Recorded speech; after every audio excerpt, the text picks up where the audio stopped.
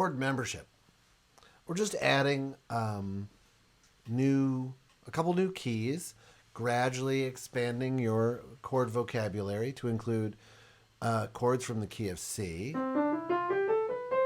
A minor, F major, D minor, and E minor. Oh, and G major. Now notice I played this kind of hybrid scale that includes both the subtonic and the leading tone. Okay, but it's just like here's your harmonic minor, and here's your melodic minor. But really what we're thinking about is these minor scales have both the seventh, the natural seventh, and the leading tone, depending on if you're using a traditional 5 chord, which would be a major, or a minor 5 chord in the key of D minor in this example.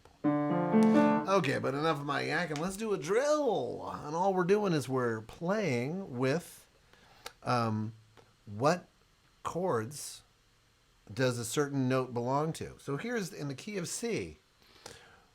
What triads does the note D belong to? Now this is the critical skill for harmonizing melodies. What triads does the note D belong to? Well, it's the root of the D minor triad. It's the third of the B diminished triad. And it's the fifth of the G major triad. So I think, well, given a note and a scale, what is it the root of? What is it the third of? And what is it the fifth of? It's 3 simple questions. In the key of E minor, which triads does the note D belong to? Oh, now we're in E minor. The only difference now being this F sharp, replacing the F natural. So it's the root of D major. It's the third of B minor. And it's the fifth of G major. In the key of C major, what triads does the note C belong to? This is all randomly generated, but it's starting us off nice and easy. C major, well, C is the root of the C major triad. C is the third of the A minor triad. And it's the fifth of the F major triad. Okay, I'm going to skip a couple of these easy ones. Okay, here we go.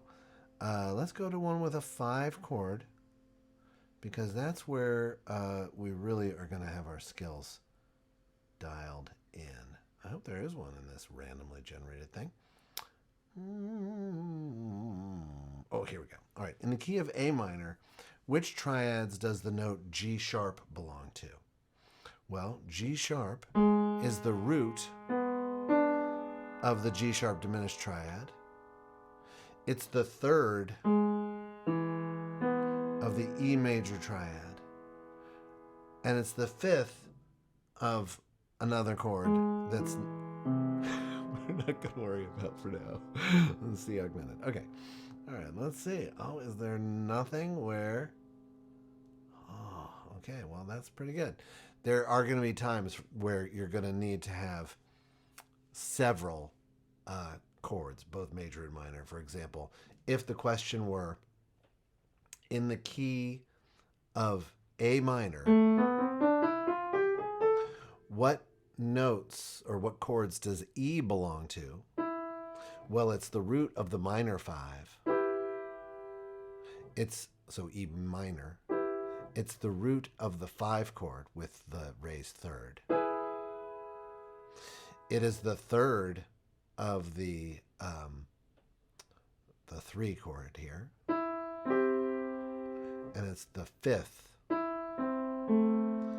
of the 1 chord. So watch for places where this is going to happen. Finally, along those same lines, what if we were in the key of A minor? And we wanted to know, what are all the chords that the supertonic, the B, belongs to? Well, it's the root of the 2 diminished chord. It's the 3rd of the leading tone diminished triad. But it's also the 3rd of the subtonic triad, the natural 7. And it's the 5th of the 5 chord with the leading tone, the major 5 chord. And it's the 5th of the minor 5 chord, which we're not going to use that much in classical writing, but it's out there and we love to use it in our modern time. So there you have it. Food for thought. Have a good time.